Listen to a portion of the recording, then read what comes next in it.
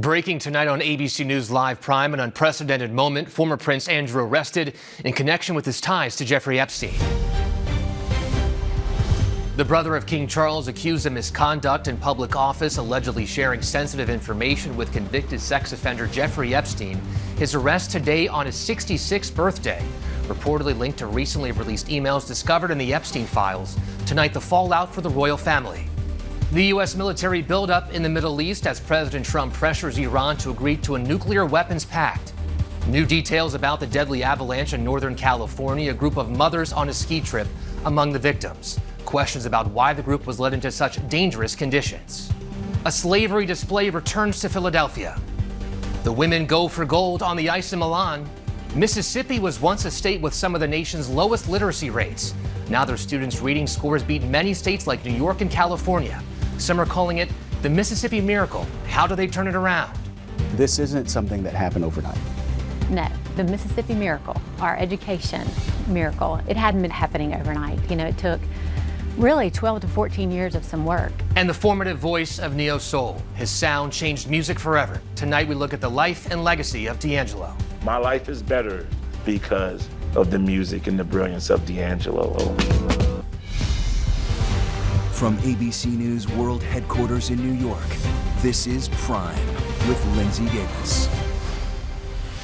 Good evening, I'm Perry Russ. I'm in for Lindsay Davis. Thank you for streaming with us. We begin with the historic arrest of a member of the British royal family. Former Prince Andrew was arrested and held for hours by British police on the suspicion of misconduct in public office because of his ties to Jeffrey Epstein. UK prosecutors are accusing him of sharing confidential information with Epstein while serving as a British trade envoy.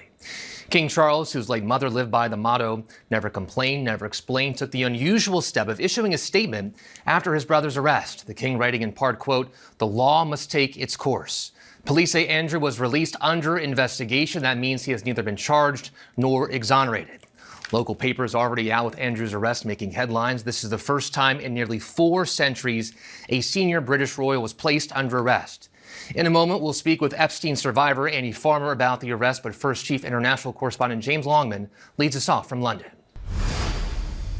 Tonight, the face of a man who's lost everything. Andrew Mountbatten Windsor, the former prince, shrinking into the back seat of a car, driven from a police station after becoming the first royal to be arrested in modern British history. Good afternoon, Your Majesty. In London, Andrew's brother, King Charles, tight-lipped. Your Majesty, how are you feeling after your brother's arrest? It was at the King's private estate in Sandringham where police arrested Andrew early this morning. Charles was not there, and sources tell us he had no advance notice. In an extraordinary statement, the King saying what now follows is the full, fair and proper process, pledging the authorities will have his full and wholehearted support and cooperation, and declaring, let me state clearly, the law must take its course.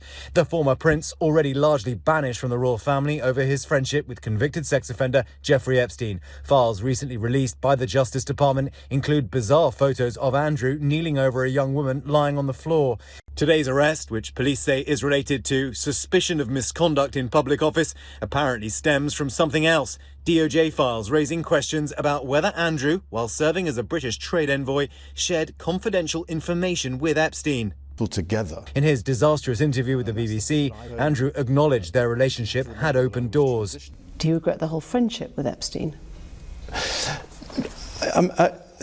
Now, still not, and the reason being is that the people that I met and the opportunities that I was given to learn, either by him or because of him, were actually very useful. Do I regret the fact that he has quite obviously conducted himself in a manner unbecoming? Yes. Unbecoming? He was a sex offender. Yeah. I'm sorry, I'm being polite, in the sense that he was a sex offender.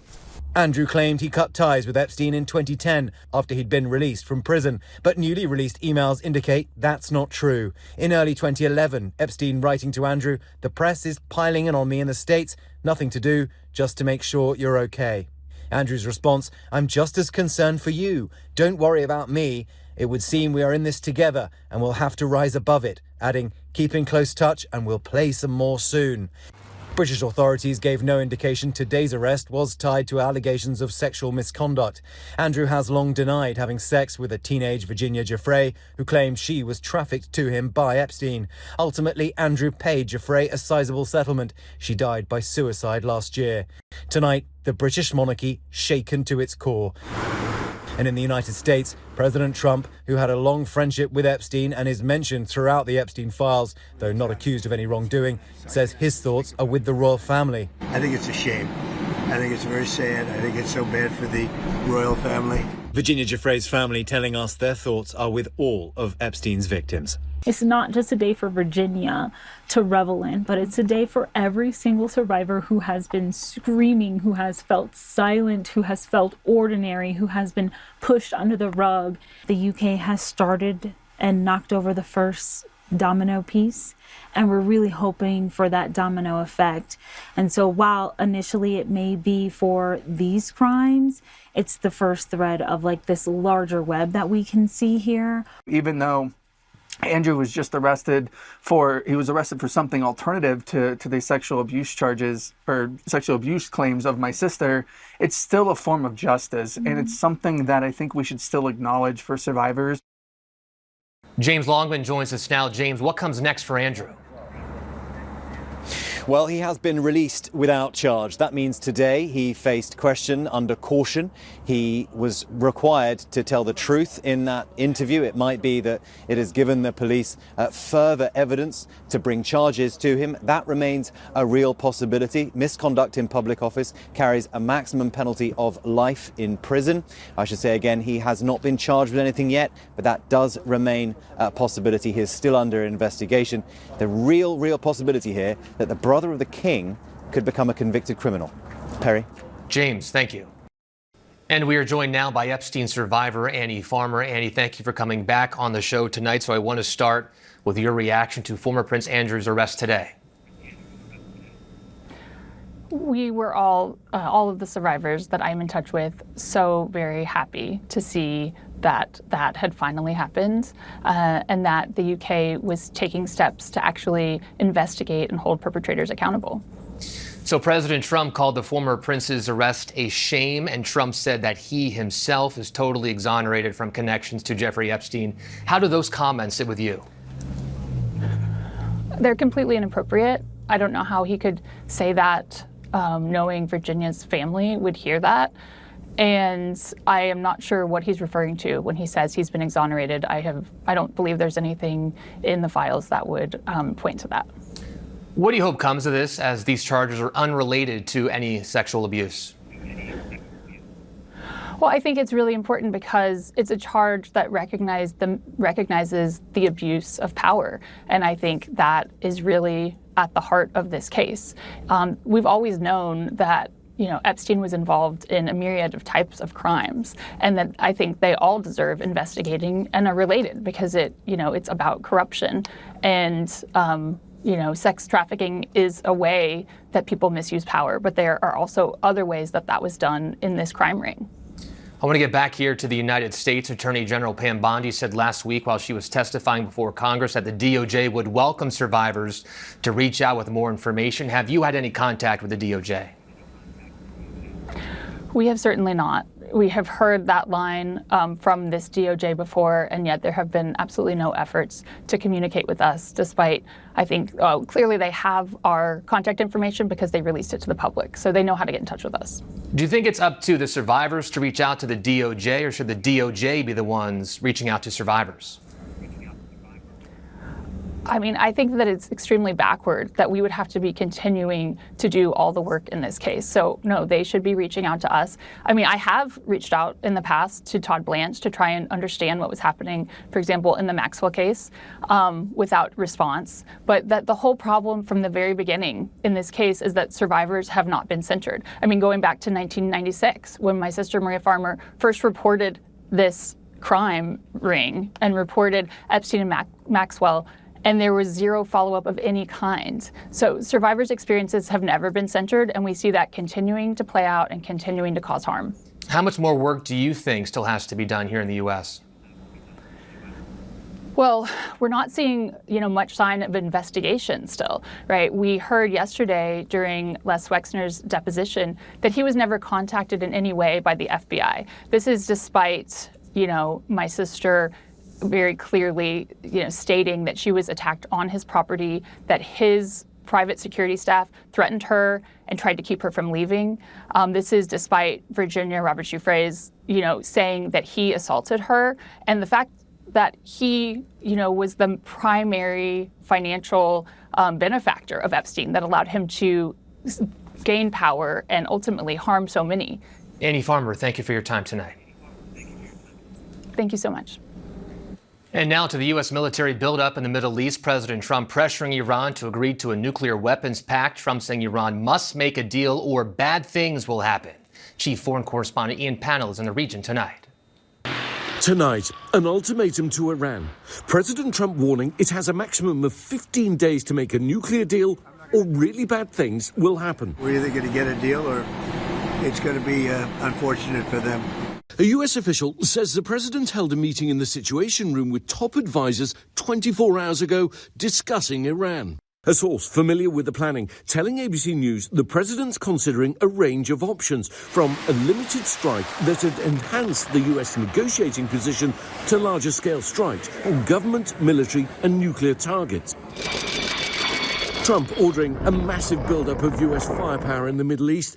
The US demanding no nuclear program, a curb on ballistic missiles, and an end to support for proxy militant groups like Hamas and Hezbollah. Ian joins us now from the region. Ian, what are your sources saying about the chances Iran caves to the pressure and makes a deal here?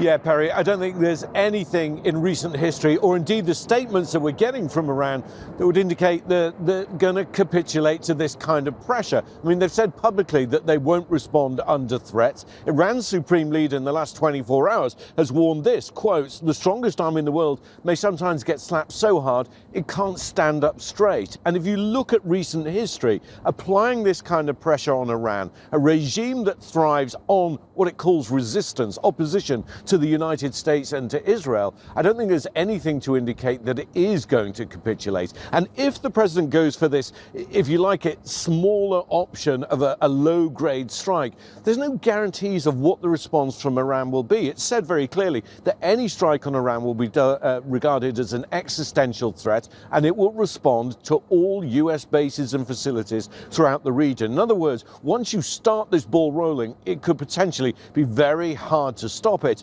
And for Iran, this is a matter of survival. Perry? Ian Pannell, thank you. And joining us now in his weekly segment for Prime, Assessing the Threat, and for more analysis on this, is ABC News contributor and former DHS official John Cohen. John, good to see you. Great to have you. So let's say the U.S. does strike. How could Iran respond here? Yeah, well, if you know the Iranian playbook, it's to avoid direct military confrontation with the U.S. at all costs. They know they lose a traditional military battle. So you're not going to see air-to-air battles. You're not going to see ground battles. What Iran is likely to do, though, is to conduct a range of cyber attacks, missile attacks using their medium and long-range missiles, also perhaps mass casualty attacks directed at targets in Israel or U.S. interests in the region, such as military bases in Qatar, Saudi Arabia, Kuwait, Turkey, Bahrain. You may also see Iran use information operations to promote political unrest in countries they view as supporters of the U.S., to build opposition politically within those countries to any type of conflict.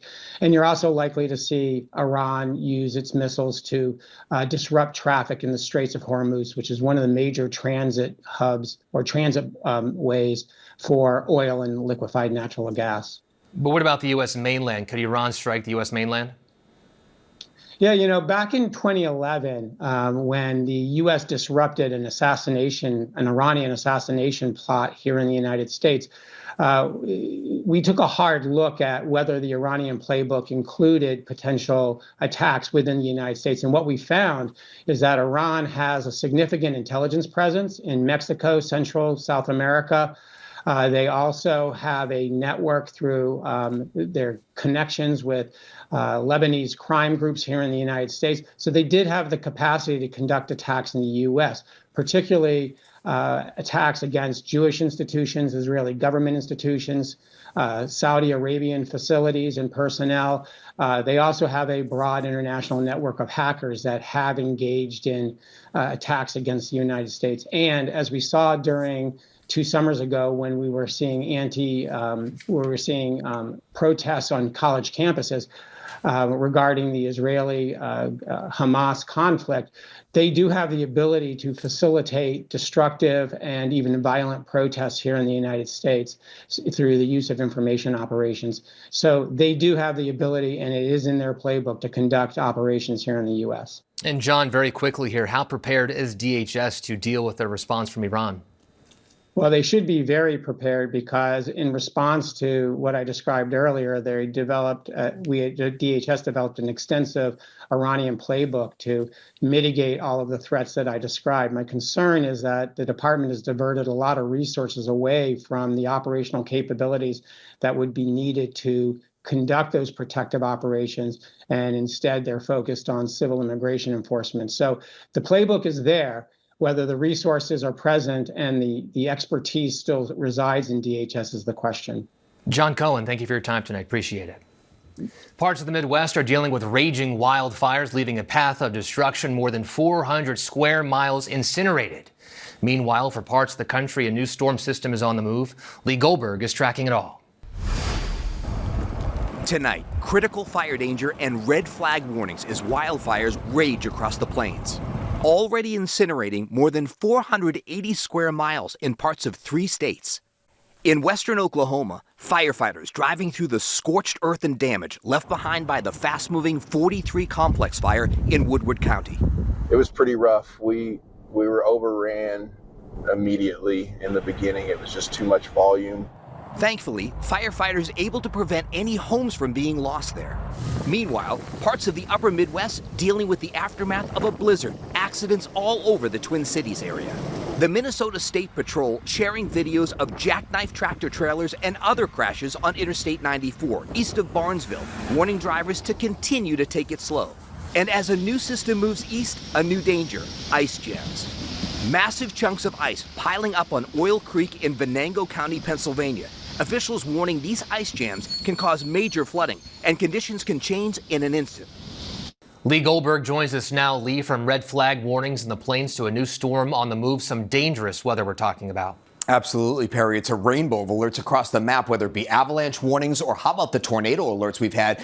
I mean, confirmed tornado, extremely large and dangerous one over Illinois, numerous tornado threats across Indiana and in Ohio into the evening hours. Then you have your winter alerts, plains all the way into the northeast. So for tonight, snow breaking out from Nebraska to Iowa. The severe weather will be shifting into Ohio. You have some heavy rain in the mid-Atlantic, will then translate into D.C., Philly, and New York. For the morning commute looks wet, and then some snow in the Hudson Valley, Catskills of New York, and into parts of New England the rest of the day. Could be 3 to 6 inches of snow, Boston north to Maine, higher amounts in the Adirondacks, the icing from northern Pennsylvania to northwest Connecticut. And then, of course, you all want to know about the weekend storm. Well, we know there's going to be a big storm offshore. It's going to strengthen. Obviously, closer to the coast would be more impact with snows and wind. We think it's a little farther offshore, but a light to moderate snowfall still possible on the I-95 corridor. We'll keep you posted. Perry? Lee Goldberg from our station WABC New York. Lee, thank you. We now know a group of moms was among those killed by that deadly avalanche in Northern California. Now there are questions about why the group of skiers were led into those dangerous conditions. Here's Trevor Ault. Tonight, tragic new details in the deadliest avalanche in California history. We've now learned most of the group buried in the snow were mothers of students from a private skiing school called Sugar Bowl Academy. They're together on a parents' trip. The group had set out to the backcountry Sunday, 4 guides alongside them, and they were making their way back to the trailhead Tuesday when they were engulfed by an avalanche the size of a football field. The tour guide company says all 4 of these guides were not just certified, they were instructors at an avalanche research institute. The sheriff says they're now trying to figure out why those guides would have led this group into such dangerous conditions. This is not a case of just people not knowing what they're doing. So Most likely, unusual weather makes unusual avalanches. This was just an unprecedented event. The avalanche danger in Northern California and across the region remains critical. Early this morning, authorities in Utah used controlled explosive to deliberately trigger this avalanche, and authorities there say one person was killed by an uncontrolled avalanche just yesterday. And back in California, rescue teams have not yet been able to recover the bodies left on the mountain near Castle Peak because of the ongoing avalanche danger. Recovery efforts are expected to continue into this weekend. Trevor Ault, thank you. New developments in the disappearance of Nancy Guthrie. Authorities are now focused on two key pieces of evidence, including DNA found inside her home. Chief Investigative Correspondent Aaron Katursky is in Tucson with the latest. Tonight, 19 days into the search for Nancy Guthrie, investigators are squarely focused on the two key clues they have, including DNA found inside her home. Sources telling ABC News it's a mixture of DNA from a male and a female. They need to separate it, and they're hoping the male DNA could help lead to a potential suspect. They have said the DNA is not from a member of Guthrie's family. They also remain focused on video from the front door and on that backpack, which they know is sold at Walmart. Law enforcement sources tell ABC News Walmart is helping authorities with any receipts for that kind of backpack. It's, hey, this backpack has been identified at only purchased at Walmart. That'd be a pretty high. And tonight, investigators are casting a wider net in the search for Nancy Guthrie. There's no definitive lead pointing to Mexico. But tonight, officials in Sonora that borders Arizona say they're in touch with the FBI and ready to help. That's the entrance to Mexico. We're little more than an hour's drive from Nancy Guthrie's home. If she was taken here, it's a quick and easy trip across the border. A group of mothers who search for the missing in Mexico are now helping to spread the word. ABC News was given access to the 911 call center where tips are coming in. Is this in regards to the Nancy Guthrie case? They remain hopeful someone will recognize the man who walked up to Nancy Guthrie's front door, turned around, and grabbed brush to put in front of the doorbell camera. That 19 days in, someone will say, I think I know him. When those tips dry up, this case goes cold. We believe somebody out there knows who did this. We need that person to call us. It was a combination of tips about that video, analysis of online searches, and other techniques that led investigators to the homes of these two men who were questioned and released. Tonight, those men are trying to clear their names. A lawyer for the man most recently detained, Luke Daly, saying in a statement Mr. Daly has no link whatsoever to Nancy Guthrie and has no information related to her kidnapping. And early on, hours after video from the front door was released, delivery driver Carlos Palazuelos was detained and questioned too, now telling our Phoenix affiliate KNXV. They just went with supposedly a tip they had, but they could have done things differently. They could have walked to me and asked, like, hey, where were you there? Where were you? But they didn't. Tonight, so many in this community just want answers and peace for the Guthrie family. The people who live here know the whole country is watching this case. And one longtime resident telling me they want closure for Savannah Guthrie and her siblings. The people here saying it's unimaginable what's happened to this family. We want the end. That's all. We want to find out what happened to Nancy. Tonight, Perry, investigators are vowing to keep at it. They say thousands of tips are continuing to pour in. So far, they've only been able to identify the suspect's backpack. They're still looking to identify everything else he was wearing. Perry? Aaron, thank you. A slavery exhibit is back up in Philadelphia after a judge required the Trump administration to restore the panels. The displays outside Independence Hall tell the story of 9 people enslaved by George Washington. They were ordered to be removed by the Trump administration last month in an anti-DEI push. The fate of the exhibit will be determined after an appeal is resolved. Coming up, we're going to continue our coverage on the bombshell arrest of former Prince Andrew. Our Royals contributor Robert Jobson weighs in. Plus, Mississippi's reading miracle, how the state turned around its school's reading scores. And all eyes on the Blade Angels. They skate with a gold medal on the line.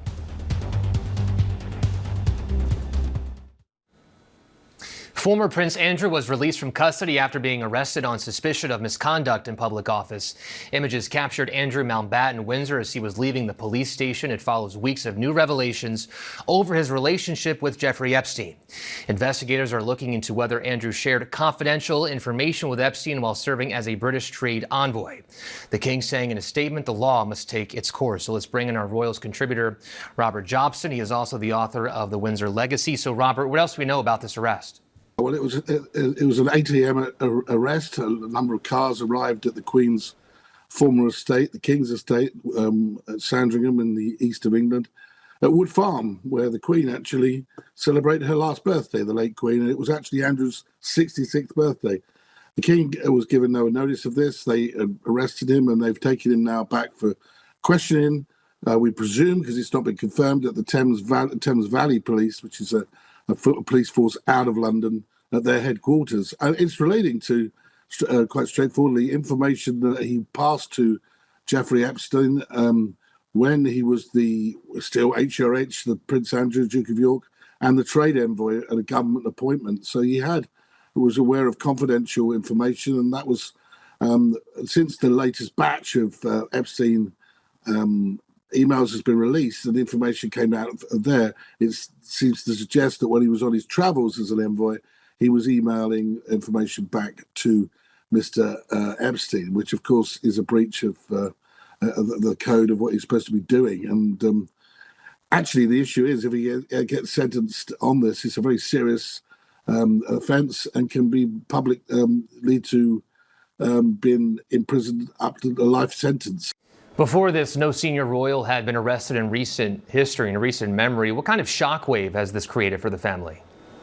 Yeah, huge. I mean, a lot of them were out and about today. Questions were fired at them, but they didn't respond. The King was in London and didn't respond, but he issued a statement, and that statement, I think, actually was pretty clear. He was saying that they will be cooperating with the full, with the law. Nobody is above the law, and that his family would carry on serving and doing their duty.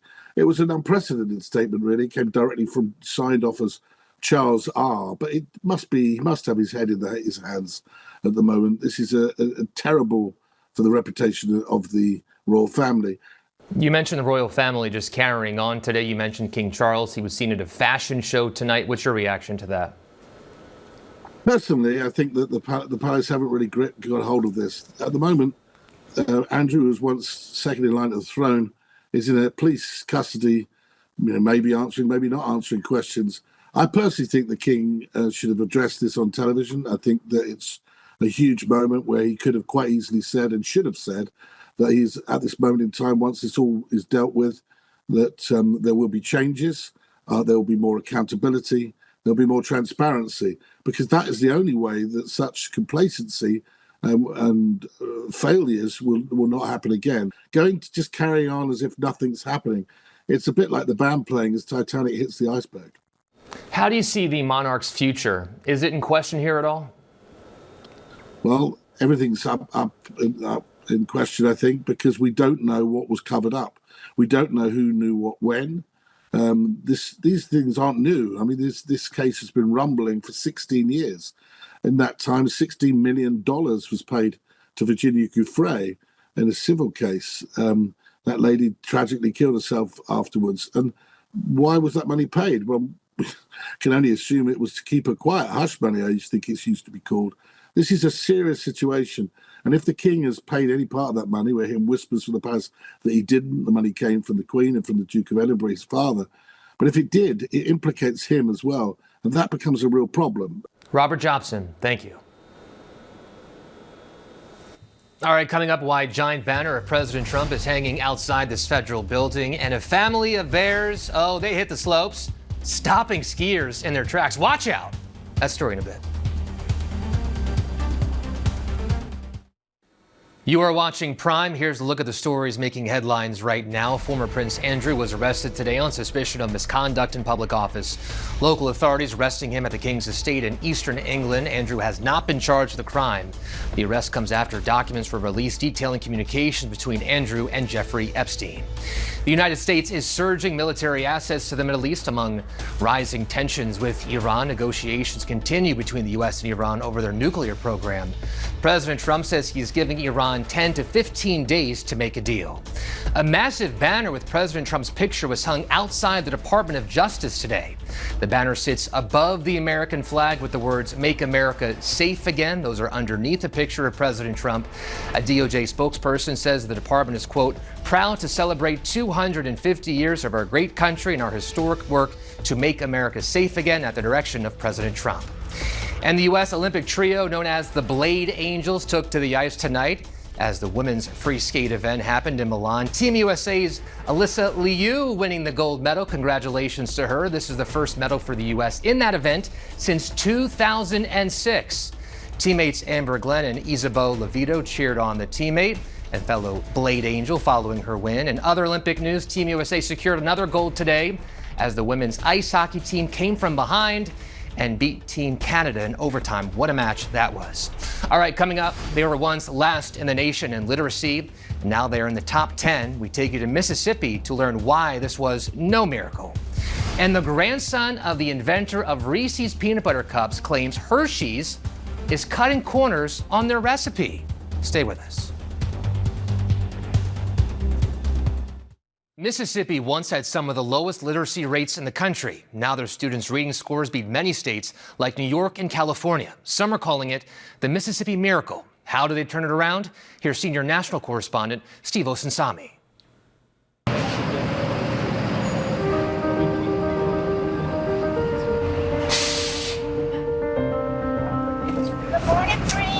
For so many years, when we've come to Mississippi on mornings like this, they haven't always enjoyed the story we've come to tell. How they often rank lower than nearly every other state when it comes to healthcare, the economy, or education. Good morning, Madison Station. Today is Tuesday. But on this proud day, the good word is that their children are getting a great report card. All right, second syllable is ram. What's our vowel? A. Today, students in the state's public schools, who used to have some of the nation's lowest literacy rates, Is it closed in? No. are now reading at a higher grade level than most other students across America, with higher scores than New York, California, and Illinois. All right, London, page 2. The children here, just outside Jackson, are just 6 years old. The fog is too thick. She can't tell. This isn't something that happened overnight.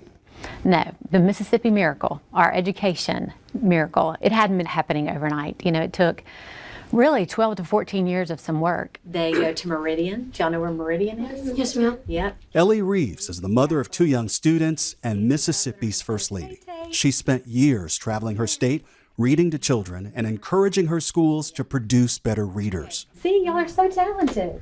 They call it the Mississippi Miracle. It truly is.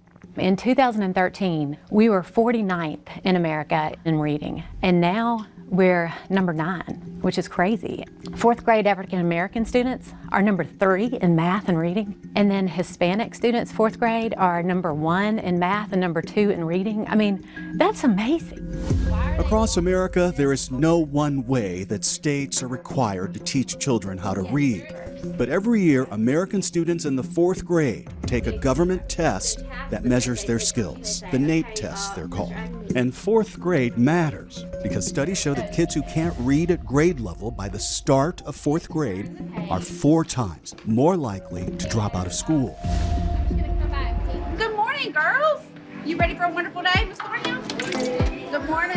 Principal Kara Davis at Madison Station Elementary School is one of those warm and meaningful educators who the kids truly love. Are you ready for a wonderful day? And says everything changed after state lawmakers passed a law in 2013 that sent literacy coaches to work with teachers in the classroom. Amazing. Today, nearly 60 of these specialists travel from school to school across the state. There's been great resources. There's a huge investment in literacy trainings for our teachers across the state of Mississippi, which I can say 23 years later didn't happen when I entered this profession. Amanda Malone is the state literacy director and explains that they also changed the way they teach children to read. Happy hand up. Happy hand up. No longer using pictures, and instead teaching them how to structure sounds with the letters they see. Without When I was trained to be a teacher, most of my training was through balanced literacy. It focuses a lot on cueing. I like to use the word guessing, looking at a picture and try to guess what's going on. Look at the beginning sound of a word and try to guess the word. You see the word cow, and you see the C, but you are a child and you don't know, so you kind of, could it be car? Could it be? That's an excellent example. That's balance. That's right. That's right. What would structured be with the same example? There is no guesswork in structural literacy. A C is a S. A C is a K or a S, right? When we look at parts of the word, then we know that those have explicit sounds. I-N-G ring ing. I-N-G ring ing. The way we teach follows a system. Now I'm seeing two letters that come together and make one sound. It's cumulative. We go back and review and make sure that we are teaching kids to mastery. Okay, we need to read and eliminate how many answers? Two. It's a fundamental change in how we teach people to read and a return to the days when we were getting kids to read by getting them hooked on phonics, a teaching method that fell out of favor in the late 1990s. Hooked on phonics worked for me. So we have two different types of letters. And it follows recent discoveries from scientists who study the brain. They've learned that unlike spoken language, reading is not a natural human skill. And for people to read well, they have to be taught to connect letters to sounds. R. It's how these first graders have no trouble at all reading this word for the first time. Back in 2013, the state also told parents that with very few exceptions, Charlie, a verb is... any third grade student who can't read at a high enough level would be held back from moving to the fourth grade. How has that changed things? It's higher accountability. And it's not just higher accountability for teachers, it's higher accountability for students. It's higher accountability for parents. And when we know that something is coming, then we have a better opportunity to prepare for it. So take a look. In Mississippi, fourth grade reading scores keep going up, but across the country, they're falling, more than 3 points since the pandemic. And experts say that the nation's test scores from 2024 are particularly alarming. Only about a third of American fourth graders are reading at grade level. You've heard from other states. We have. Yeah, tell me about that. Well, if I see one of my friends lose a lot of weight, I'm going to go ask her, what are you doing? What are you doing? How's that working for you? And that's just what states have done. We get calls from state agencies. We'll get calls from specific districts. We get calls from board members. And we're very careful to remind them that we've been in this work for over a decade. Didn't happen overnight. It did not. It did not. And you know what? I like that. Because when you make those incremental moves forward, they're sustainable. Like losing weight. That's right. Right. That's exactly right. That's right. What's that letter? E. Since these changes, the mother of this kindergartner says that this little girl has had an easier time learning to read than her older sister. I can see that my kindergartner has already shifted way faster than my older child. It's all a proud moment for families who tell us they're tired of the rest of America looking down their noses at Mississippi, thinking that they can't read down here. How many letters in the alphabet? And they tell us this is more of a marathon than a miracle. We're number 9, but we're aiming for number 1. And it takes pacing yourself. It's not just about a quick fix. Keep up the good work, students. We are so proud of you. And have a terrific Tuesday, everyone. Our thanks to Steve. Coming up, a new dinosaur species discovery 70 years in the making. Known as the father of neo-soul, D'Angelo's influence in the music industry is still making waves even after his death. His music still used today for social change and revolution. I love his ability to make these social statements, these political statements, and really these beautiful, soulful love songs that are celebrating blackness in our culture. Why a legal win could mean free wings for you. The new dinosaur species is discovered, and the trailer drops for Disney's Toy Story 5. These stories and more in tonight's rundown.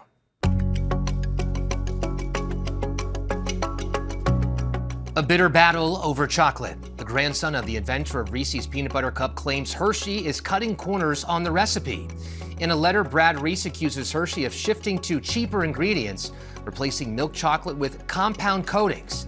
and using peanut cream instead of peanut butter. And now Hershey has responded, saying we make product recipe and adjustments that allow us to make new shapes, sizes, and innovations, while always protecting the essence of what makes Reese's unique and special, the perfect combination of chocolate and peanut butter.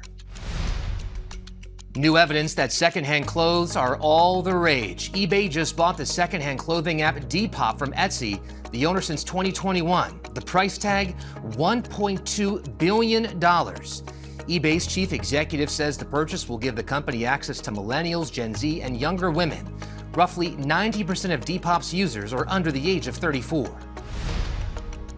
Buffalo Wild Wings is celebrating its legal victory over what qualifies as a wing by offering customers buy one, get one free boneless chicken wings today. The company tweeting they're called boneless wings and will forever be called boneless wings.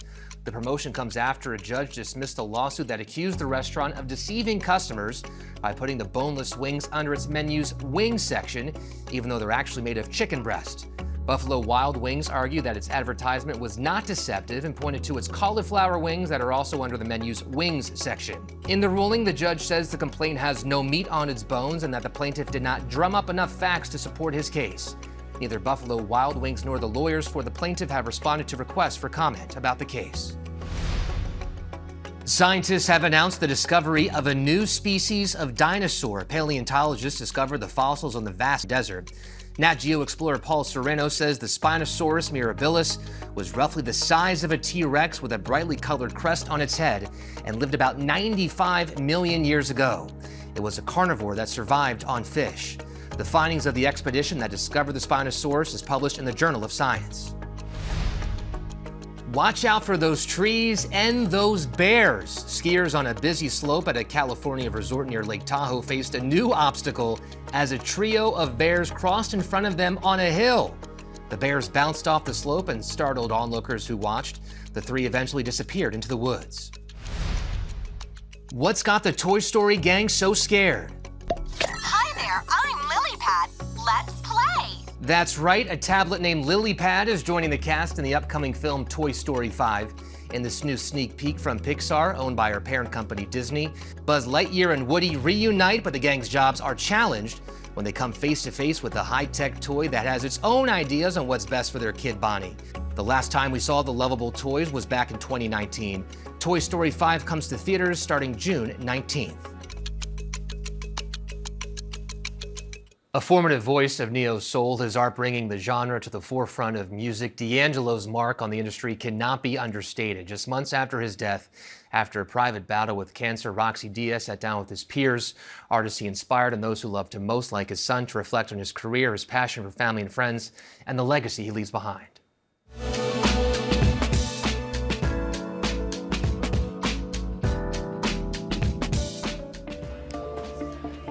Everything he had to deal with, you know, as far as like people and the fame.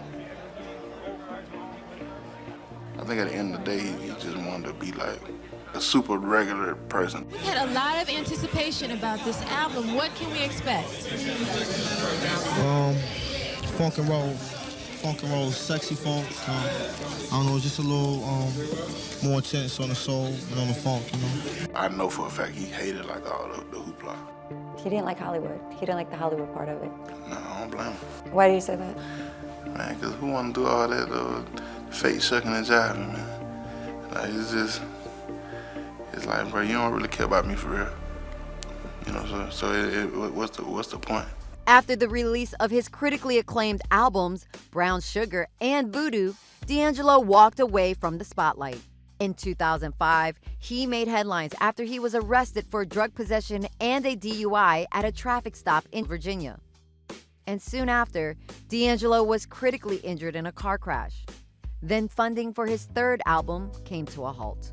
Would your dad retreat back to Virginia to kind of cut away from the world? He just stay where he was at and just kick it down. He was very much a loner, man, you know. We all know D'Angelo would put his projects out, then he would go back to VA and you won't see him. 14 years after releasing Voodoo, D'Angelo and the Vanguard released Black Messiah. His music wasn't just about, you know, love, and it was about social change and what was going on in the world. This is 14 years in the making. Let's start.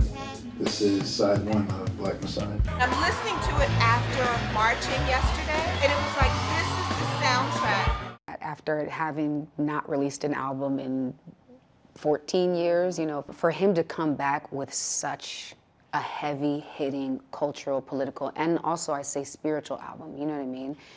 I think it was important. In 2014, that's when Black Messiah came out. That was at the height of the Ferguson uprising. No peace! No peace!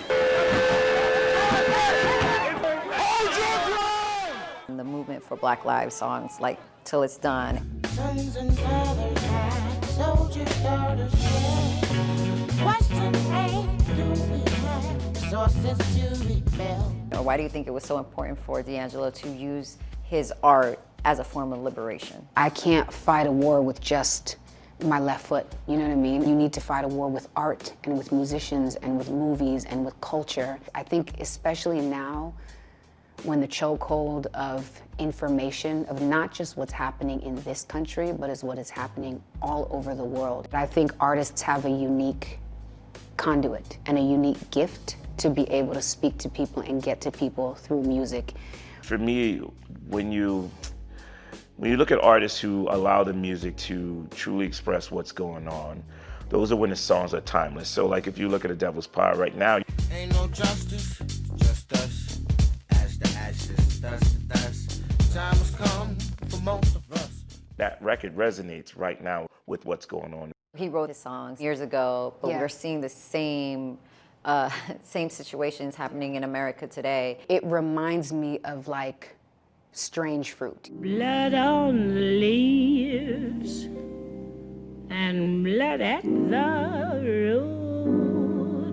It evolves and it grows with me every single time I hear it. I knew that what I was listening to was something intense when I was young, you know. His albums, including, you know, Brown Sugar, Voodoo, The Black Messiah. I mean, we have too much history that has shown us that artists have been at the helm of many, many revolutions. I love his ability to make these social statements, these political statements, in really these beautiful, soulful love songs that are celebrating Blackness in our culture. The thing about D'Angelo that I find incredible, and I think is the biggest shame of, I mean, there's many shames of him leaving us, but it's that his albums always defined the generation coming. D'Angelo, like that's all that mattered to him was, I want to leave behind something good for the world and something good for people to remember me by. Roxy Diaz, Thank You, Love, and Neo Soul, honoring the legacy of D'Angelo, airs tonight, 8:30 Eastern on ABC News Live. It streams tomorrow on Disney Plus and Hulu. And that's our show for this hour. I'm Perry Russum. Stay tuned to ABC News Live for more context and analysis of the day's top stories. Thanks for streaming with us.